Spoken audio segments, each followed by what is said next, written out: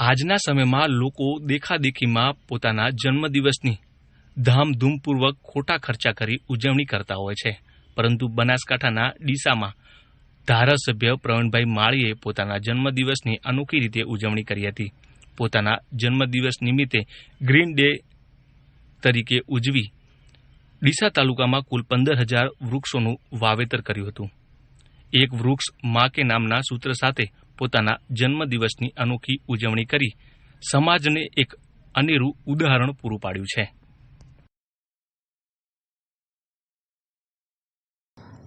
આજે જન્મદિવસ નિમિત્તે ગ્રીન ડે તરીકે ઉજવવાનું નક્કી કર્યું.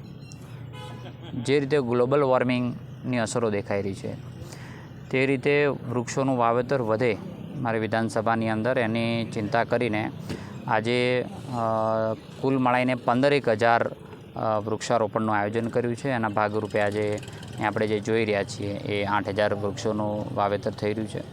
એની સાથે ડીસા નગરના અલગ અલગ જગ્યાઓ ઉપર વૃક્ષારોપણ વિતરણનો કાર્યક્રમ રાખ્યો છે નિઃશુલ્ક.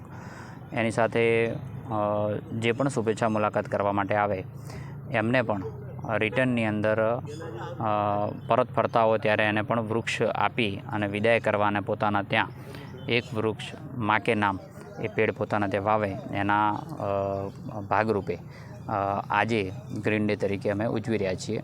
વૃક્ષોની ખૂબ જરૂરિયાત છે. ફોરેસ્ટ ડિપાર્ટમેન્ટ ખૂબ એની ચિંતા પણ કરી રહ્યું છે. સમાજ જીવનની કેટલીક સંસ્થાઓ પણ ચિંતા કરી રહી છે. એવી જ રીતે કેટલીક જગ્યાઓ એવી પડી છે કે જ્યાં વૃક્ષો વાવી શકે, જેમ કે આપણું નેશનલ હાઈવેનો એલિવેટેડ બ્રિજ છે 3 કિલોમીટર લાંબો, તો એની નીચે પણ વૃક્ષોનું વાવેતર આજે ફોરેસ્ટ દ્વારા કરવામાં આવી રહ્યું છે. એમ જ્યાં પણ દેખાય ત્યાં સમાજ જીવનના લોકો અંદર જોડાય એવી રીતે આયોજન કર્યું છે અને ખૂબ સફળ પ્રયોગ અમે આજે કર્યો છે. પ્રવીણભાઈ માળીએ પોતાના જન્મદિવસની અનોખી રીતે આજે ઉજવણી કરી હતી. માલગઢની આદર્શ સ્કૂલના વિદ્યાર્થીઓ સાથે એક વૃક્ષ માં કે નામના સૂત્ર સાથે વિદ્યાર્થીઓ સાથે વૃક્ષારોપણ કરી વૃક્ષોનું જતન કરવા વિદ્યાર્થીઓને સંકલ્પ લેવડાવ્યા હતા.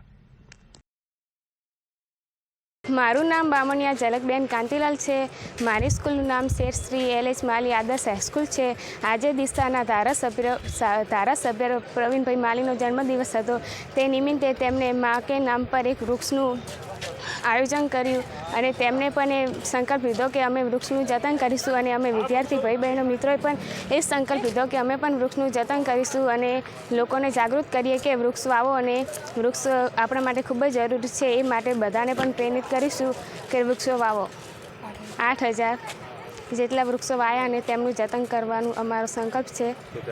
જ્યાં સુધી ભણશો ત્યાં સુધી અને તેના પછી પણ અમે એવો સંકલ્પ લીધો છે કે આ વૃક્ષનું જતન કરીશું.